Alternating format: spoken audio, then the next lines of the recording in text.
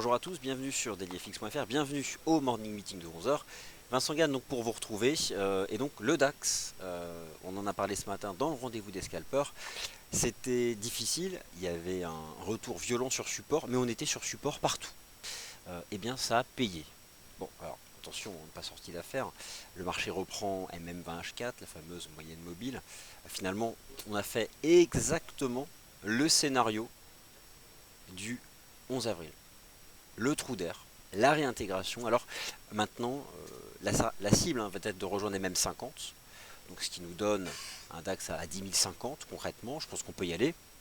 Mais voilà, on est toujours dans ce que moi j'appelais la récurrence technique, la façon dont les prix se sont comportés entre le 6 avril et le 12 avril, et la façon dont ils se sont comportés entre le 6 mai à aujourd'hui.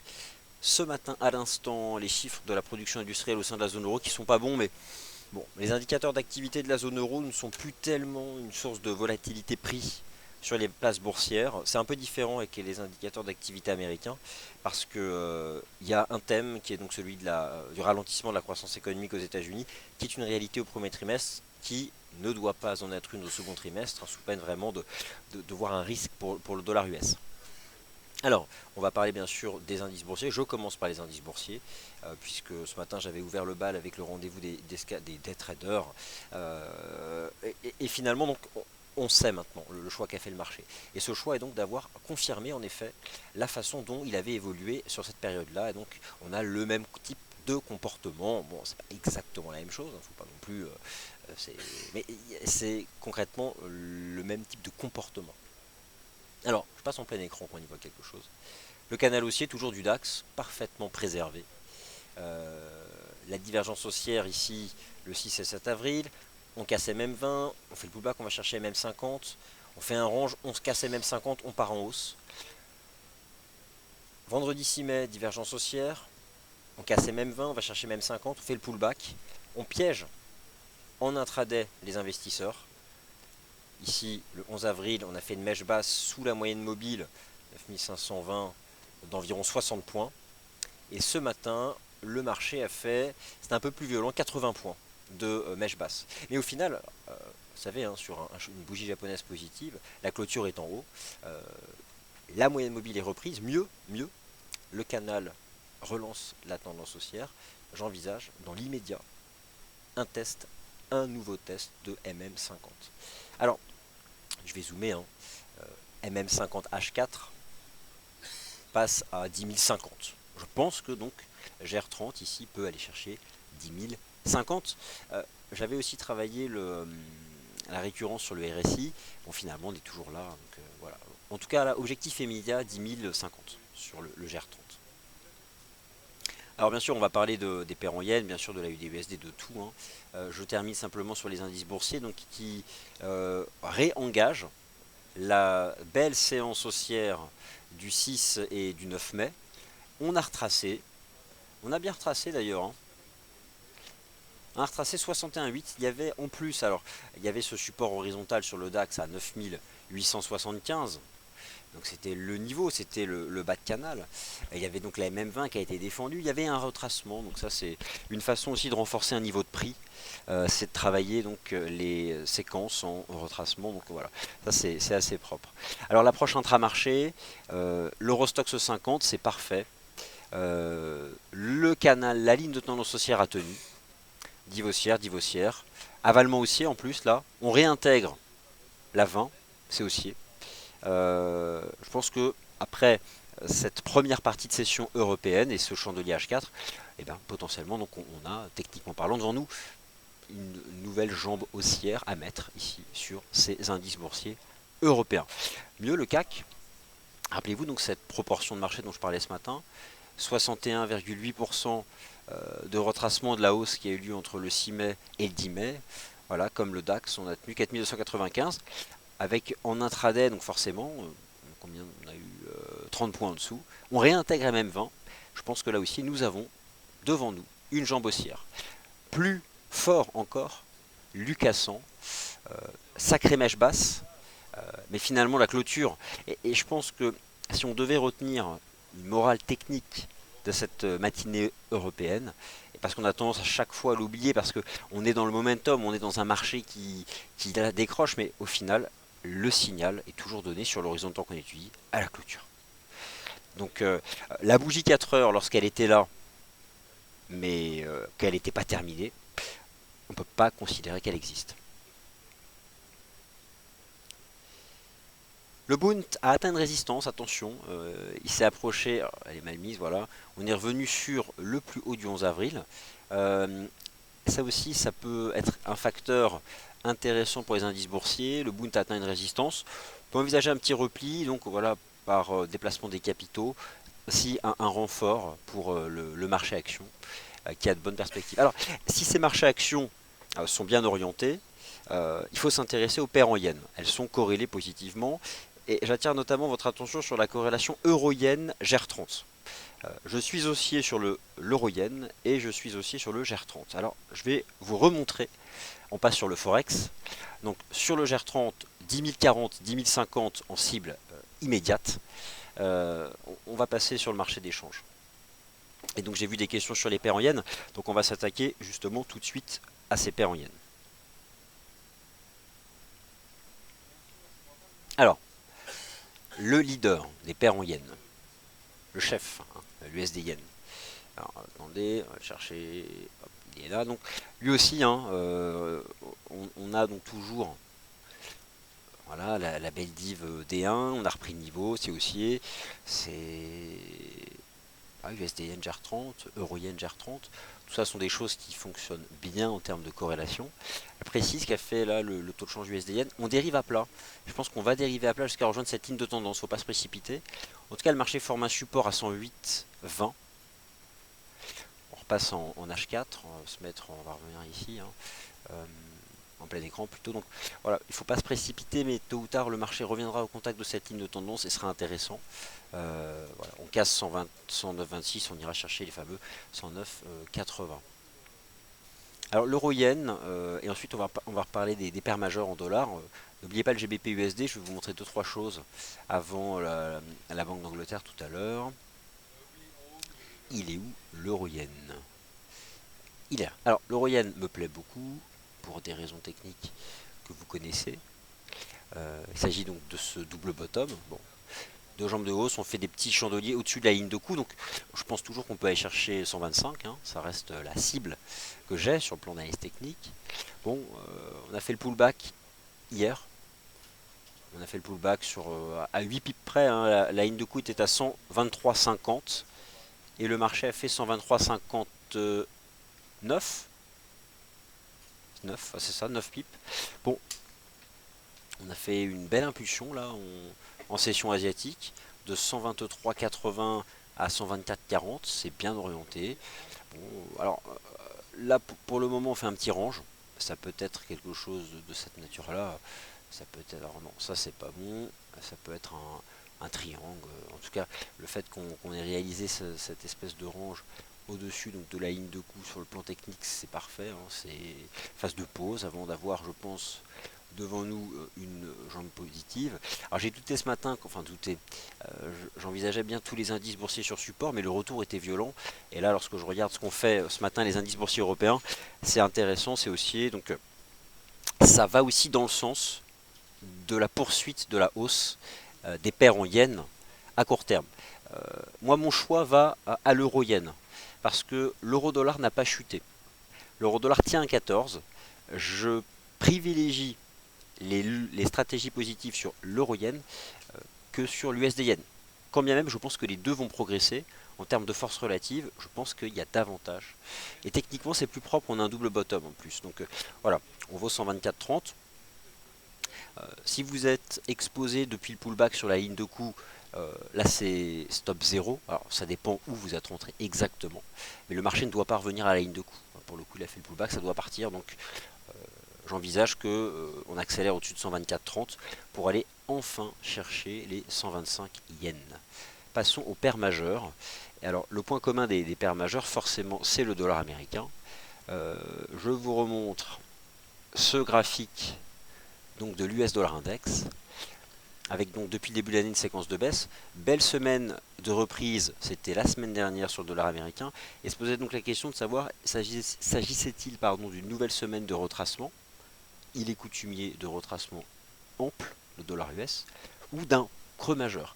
Alors cette question du creux majeur se pose parce que le rebond de la semaine dernière n'est pas intervenu au milieu de nulle part sur le plan technique. On avait vraiment ce fort support que tout le monde voit.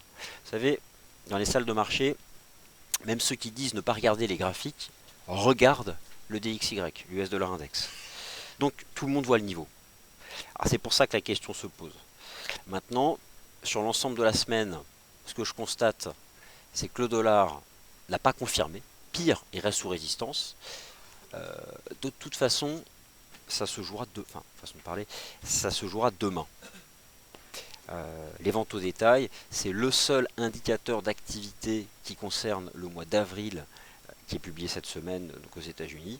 Et je vous rappelle que le mois d'avril, c'est un tiers du second trimestre et que forcément le marché cherche à savoir si l'économie US va continuer de ralentir ou pas.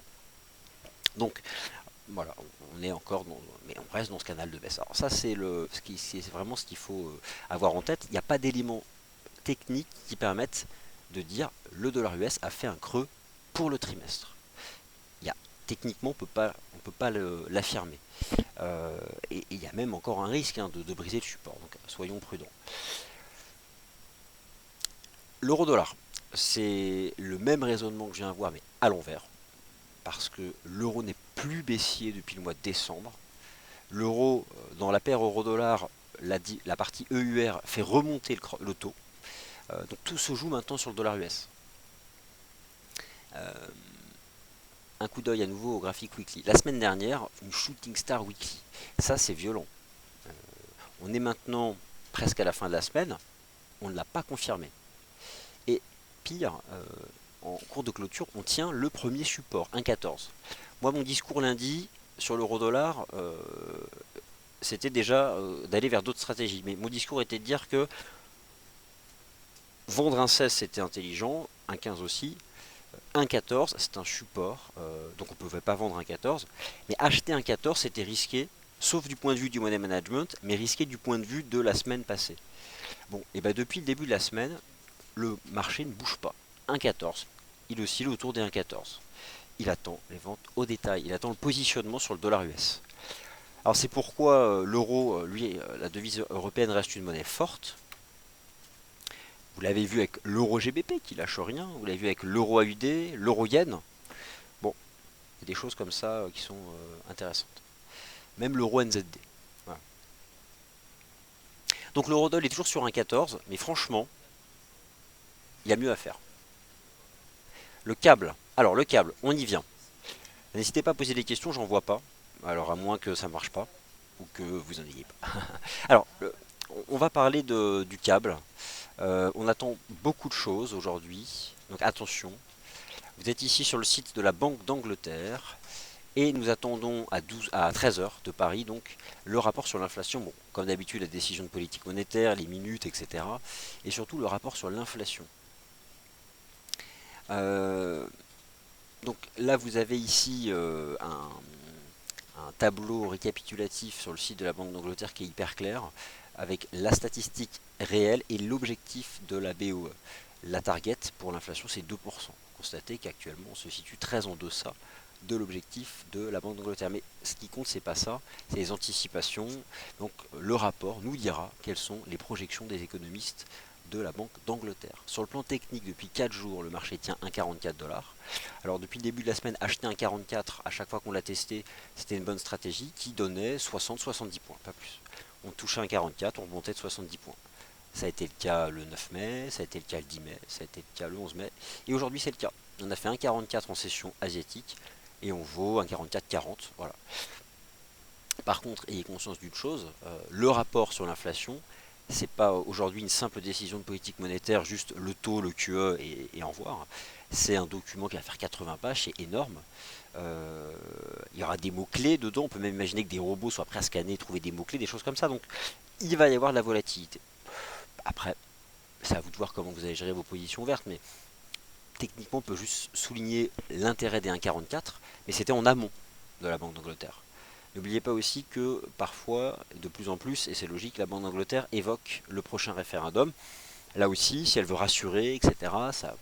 Donc, je ne sais pas du tout moi ce qui va se passer. Vous serez avec Sylvain à 13 h, il va vous le dire. Hein. Enfin, il va vous décortiquer tout ça. Bon courage. Mais voilà, soyez prudents. Bon, USD Yen, Euro Yen, ça c'est propre. Le NZD USD, écoutez, potentiellement c'est toujours le pullback sous la ligne de coup du double top. Oui, tout de suite, hein, pour pas se cacher. Euh, échec oui et non. La UDNZD, je vous ai proposé donc d'accorder votre confiance à la ligne de tendance. Le marché a rebondi de 150 points. Et il est retombé à la case départ. Mais on est toujours au-dessus de la ligne de tendance. Non, on va pas se cacher, c'est un échec. Okay, j'envisageais 1,0980 en début de semaine. On a bloqué, le marché a reculé. Voilà. Bon, mardi soir. Mais on est encore sur cette satanée ligne de tendance. Qu'est-ce qui peut faire tenir les 1,0735 et peut-être un double bottom, mais je dis rien. Ce serait un rejet du NZD-USD sous sa ligne de coup. Bon. Après, à vous de voir. Ça reste quand même compliqué. Il y a mieux quoi actuellement. Enfin, en tout cas, c'est un échec. Le taux de change USD CAD. USD CAD, donc ça se replie. Sylvain vous a proposé une vente hier, c'est propre. L'USD est sous pression, le CAD est fort. Le pétrole fait des nouveaux plus hauts. Je pense qu'on ira, on tape 46,30. Si on dépasse, on ira taper 48. C'est solide. C'est la matière première industrielle qui a le plus beau graphique, le pétrole. C'est baissier, à court terme l'USD CAD. En fait, on fait un retour sur un 27,50. Je pense qu'on va aller à un 27,50. On va aller chercher la MM20 qui s'est mise à plat. Voilà, donc c'est short. Le timing n'est pas bon, c'était vraiment hier, mais c'est short. Et je pense qu'on peut taper un 27,50. La UD, bon, pullback, 0,7395, rejet. Tant qu'on est sous 73,95, c'est baissier. Euro GBP ne bouge plus, alors, toujours dans son range. Hein. Donc entre 78 et 78,60 et 79,40. Marché ne fait pas de choix là. Bon, tant qu'on est au-dessus de 78,60, j'y crois. Ou sinon, on s'est simplement mis en range. Et de toute façon, pour vraiment remonter, il faut casser 79,50. Bon, ça devient... c'est vraiment pas directionnel, quoi. Bon, l'euro AUD toujours en forme, hein, mais l'euro est fort. Il est reparti, hein, en réalité, lui, il a testé son tout premier support. Vous voyez, chercher quand même des achats de l'euro, c'est loin d'être bête. Déjà, ça monte depuis le mois de décembre. L'euro ne baisse plus. Bon, il y a des choses qui sont bien. Donc, face à des devises faibles, je pense que c'est toujours une bonne stratégie. Alors, les matières premières. Je vous donne mon avis sur les matières premières, sur le pétrole en fait. Et ensuite, je réponds à vos questions.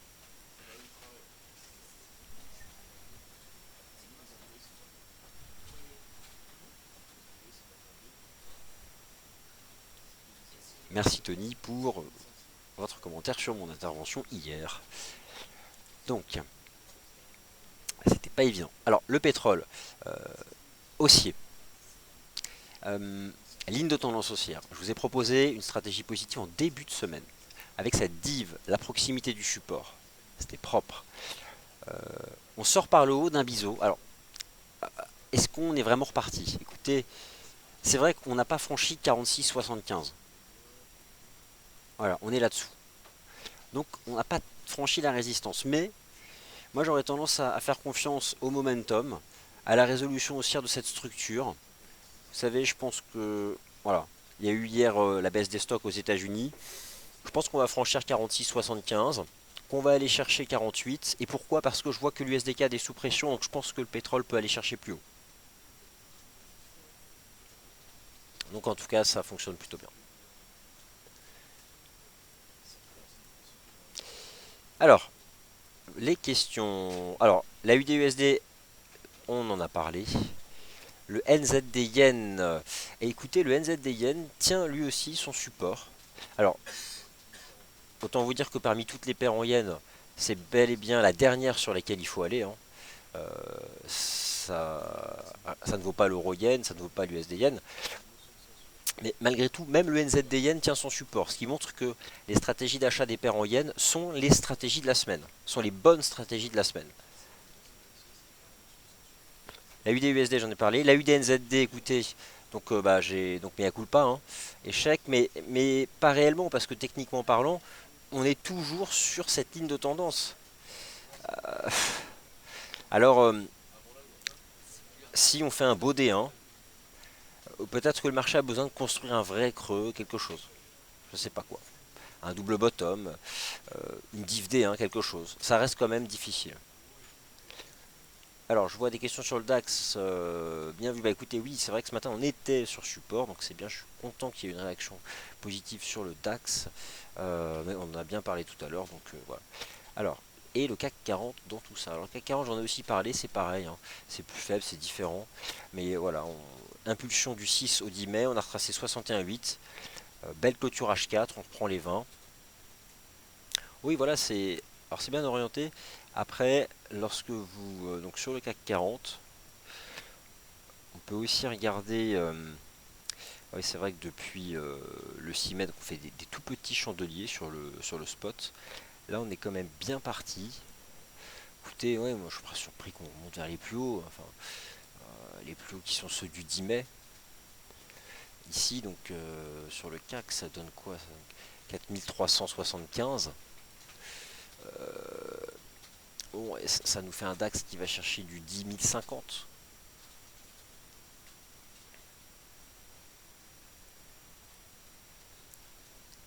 Alors, donc, voilà, ça c'était pour la partie technique. Donc, les fondamentaux majeurs du jour, euh, fondamentaux monétaires, bien sûr la Banque d'Angleterre, soyez très prudents. Attention, parce que le rapport sur l'inflation est mis à jour. Et ça, c'est forcément décisif. C'est la cible, c'est un des objectifs. Les sites des banques centrales sont très clairs. Je vais vous remontrer une chose. Vous êtes en page d'accueil, donc c'est là où quand même on doit trouver l'information d'un seul coup d'œil. Il y a une seule cible target ici qui est mentionnée par la Banque d'Angleterre, c'est la cible d'inflation. Et donc aujourd'hui, rapport sur l'inflation du mois de mai. C'est ça qu'il va falloir décortiquer pour comprendre comment la Banque d'Angleterre se positionne donc sur sa devise. N'oubliez pas aussi le Brexit. Au passage, au passage. Alors attendez, mardi prochain à 18 h, pas dans la salle de trading sur teliefx.fr, mais sur alors, sur GoToWebinar. Je vous propose donc mardi prochain à 18 h de faire le point justement sur les tout derniers éléments connus liés donc à cette perspective du référendum, notamment les derniers sondages qu'on peut attendre sur la livre sterling, etc. Je vais vous donner le lien. Il vous suffit d'aller sur le site fxm.fr et vous avez ici impératif de s'inscrire. C'est pas la salle de trading. Si vous souhaitez y participer, mardi prochain à 18 h, voici le lien. Vous avez ensuite, je vais vous montrer à quoi ça ressemble. Voilà. Vous arrivez donc ici et vous avez donc un formulaire pour vous inscrire. Voilà, c'est tout simple, prénom, nom, email. Email c'est obligatoire parce que vous allez recevoir par email justement le lien pour y participer. Donc voilà, on fera le point sur tous ces sondages, les derniers éléments connus. Si vous souhaitez participer, allez-y, inscrivez-vous. Et enfin un mot sur l'Eurostock 50 et on va s'arrêter. Alors l'Eurostock 50 c'est la même chose que le CAC, le DAX. Belle première partie de session, on tient une ligne de tendance, on l'a retenue. En cours de clôture c'est bien, on refranchit MM20. On a retracé 61,8. Bon, c'est un peu différent de ce qu'on avait fait ici, mais voilà, je trouve ça positif ce qu'on a fait, donc j'envisage que le marché tente de confirmer cette belle bougie 4 heures qui a été réalisée ce matin en Europe. Alors j'en mets sur le Forex. Donc pour résumer sur les stratégies FX, les paires en yen, garder le cap, c'est aussi à court terme, notamment l'euro yen, l'USD yen. Même le NZD yen tient un support. Le pétrole a donné un signal directionnel positif. qu'on retrouve sur le marché d'échange à travers la baisse de l'USD4 par exemple, qui je pense peut se replier en direction des 1,2750. Je vous laisse sur ce graphique de l'euro-yen. Prochaine émission avec Sylvain à 13 h, donc un spécial Banque d'Angleterre. Le GBP USD, l'euro GBP et la livre sterling dans tous les sens, avec un premier débriefing du rapport sur l'inflation. Et de ce qu'on peut envisager donc à terme sur le GBP.